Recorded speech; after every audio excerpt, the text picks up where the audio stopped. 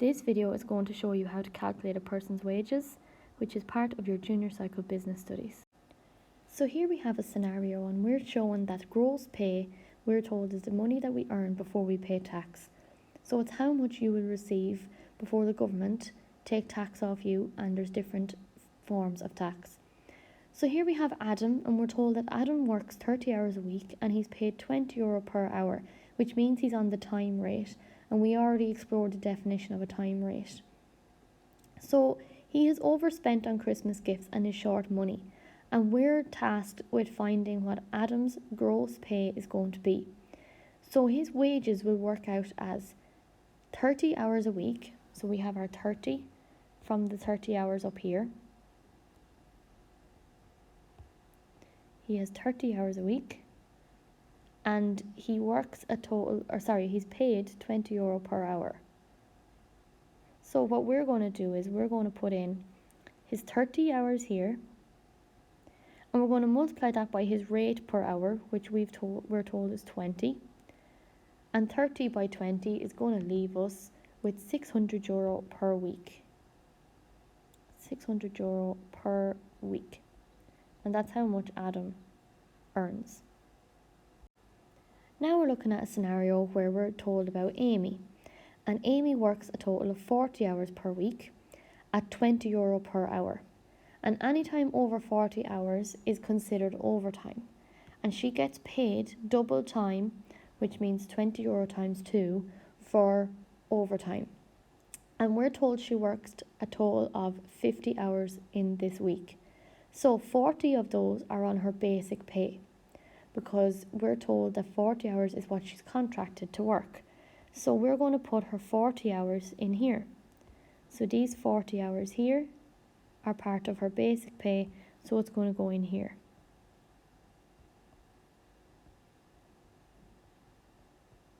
And then we're told that at €40, within her hours is €20 per hour. So we're getting this €20 from up here. Okay, and we're going to put that down here. That's how much she's paid per hour.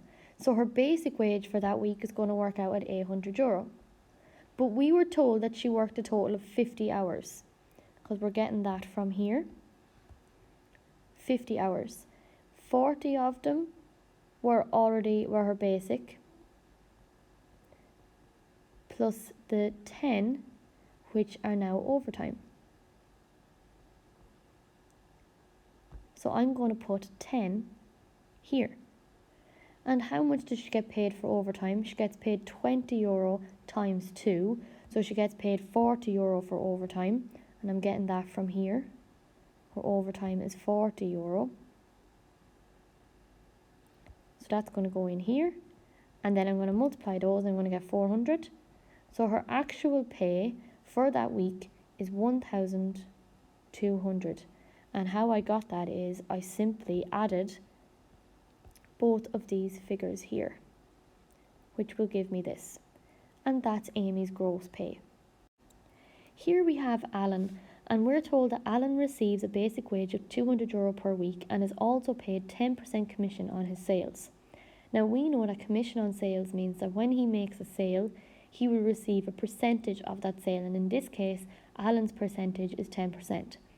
And we're also told that his sales for this particular week came to €1,500. So I'm going to start populating my little diagram down here. So I've got that his basic wage, which I'm told here in black and white, is €200. So I'm going to put 200 here. Now, we need to work out his commission, and we're told that it's 10% of his sales. 10% of sales is 10% of 1,500, which is going to work out at €150. And that's added on to his basic wage. So his total gross pay for this week is €350. And I got that by simply adding these two numbers, and it will give me this one. Here's the last scenario we're going to look at. And here we have Alison. And we're told that Alison receives a salary of €400 per week and worked a total of 50 hours. So therefore her salary is €400. And remember, we looked at salary, and salary was always a set amount, irrelevant of the hours you worked. So, if Alison's employer announced a 5% increase in salaries, what would Alison's new salary be? And what would her salary be if her employer actually announced a 2% decrease in salaries? So pause the video here now and just have a think and see, can you find out what her increase might be and what her decrease might be? Okay, so now that you've had a minute to try these questions, let's see the solution. So for the first one, for question 1, we're told that it's an increase. So we're going to find 5% of 400, which very simply is €20. And if it's an increase, we are going to add that to her salary. So this week she'll actually be earning €420. Now let's have a look at question 2, where it's a decrease. So here we have that her salary is still 400, but in this scenario her employer is actually announcing a decrease. So we're going to find 2% again, which is going to work out at €8. And when we subtract that, what do we get? Well, we say 400 subtract 8, it's going to leave you with €392. So she faces a salary decrease.